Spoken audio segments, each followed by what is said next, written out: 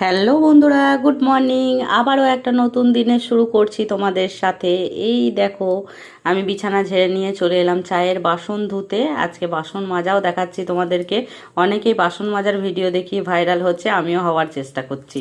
এই যে ভাত আর কচু সিদ্ধ বসিয়ে দিলাম, এই যে ঝাঁটপাট দিয়ে চলে এলাম। দেখো, একটু খাবার খেয়ে আজকে যাবো সোনাঝুরি হাটে। দুই বান্ধবী মিলে, বান্ধবীটা কে সেটা হাটে গিয়েই দেখাচ্ছি, ঠিক আছে? তোমরা যদিও আমার ভিডিওতে তাকে দেখতে পাও।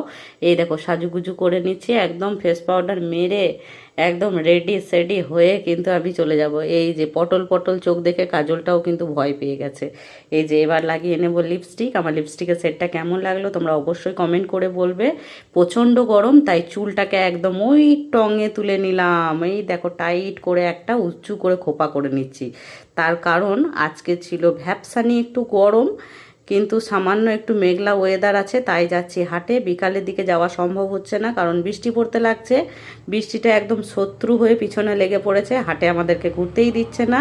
আর আমাদের মাসে একবার সোনাঝুরি হাটে না গেলে হয়ই না, তাই চুল বেঁধে নিয়ে সাগুজু গুজু করে এই দেখো কত সুন্দর সুন্দর বাটারফ্লাই ক্লিপ লাগিয়ে নিচ্ছি, দেখেছো?